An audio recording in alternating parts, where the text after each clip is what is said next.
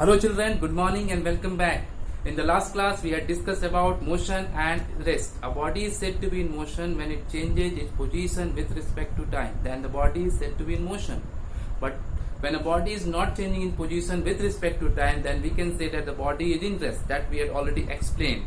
But can you tell me how can we compare when two bodies are in motion, then how can we compare that whose motion is fast or which one is in fast motion, which one is in slow motion? To understand this concept, we have to know about their speed. There is a separate term, that is speed. If we understand the speed of that bodies, easily we can understand that which one is in fast motion, which one is in slow motion. So let's come and see that how the speed is determining factor of their motion, or speed determines which one is in fast motion, which one is in slow motion. So speed, the new term, that is speed. What is speed? This is the distance traveled by a body in unit time. So speed, that is equal to distance traveled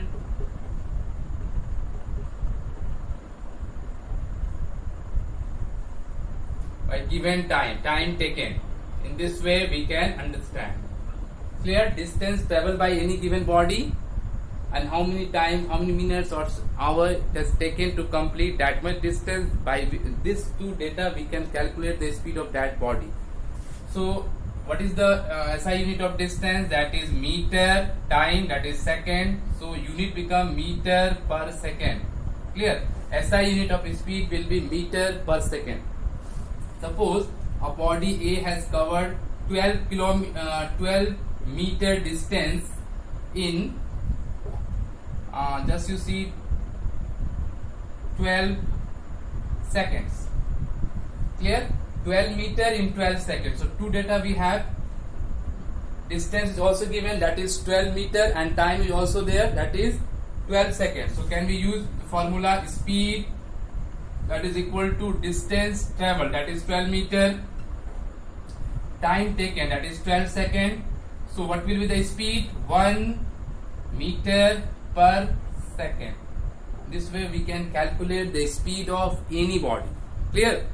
So suppose here is meter per second, that is SI unit of speed. Sometimes bigger unit is there. Suppose if the distance is given in kilometer, so then unit become kilometer per hour. So you have to know that according to the problems or question which is given, accordingly we can use the unit of that speed. Clear? So by using this unit of speed, easily we can understand that whose motion is more than other. So let me give giving one more example to make you clear.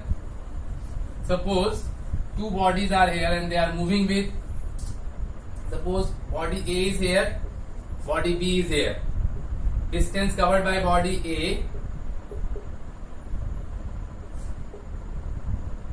that is 12 kilometer. Distance covered by body B, that is suppose 20 kilometer. Clear? Now the next thing is that how much time both have taken. Suppose time taken, that is suppose 3 hours. Here also, or you can write till better, you write 4 hours, and here the time taken, that is 4 hours. Now you have to find out the body A is in fast motion or body B is in fast motion. Only simply you have to calculate, you have to find out their speed, and out of these two bodies whose speed is more, the body will be in fast motion. So calculate the speed that is equal to, as per our formula, distance covered by time taken. 12, that is the distance, time that is 4 kilometer, here distance, time is given hour, so it will be 3 kilometer per hour. That is the speed of body A.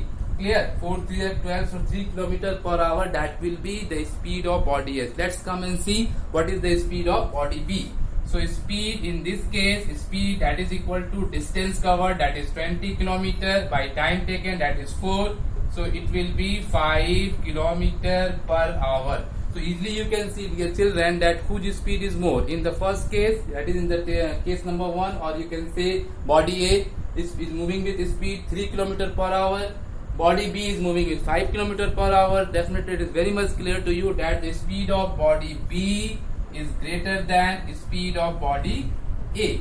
B is moving with 5 km per hour, A is moving with 3 km per hour. Clear? Here also I want to mention you, sometime the body is not moving with uniform speed. Means that the body is covering certain distance in some time, again next certain distance another time. So how can we calculate the speed of such type of bodies? To understand this concept, we have to learn about the average speed. So there is a separate term, average speed. So let me explain you what is the meaning of average speed.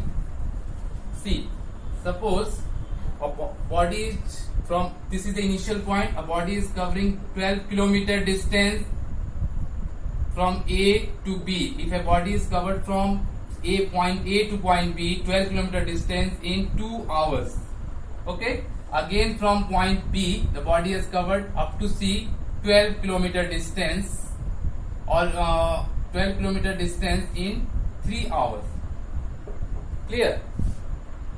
So you can see, from a body has started from A, covered 12 kilometer distance up to B in 2 hours. Again the body has started from B, covered 12 kilometer distance in 3 hours.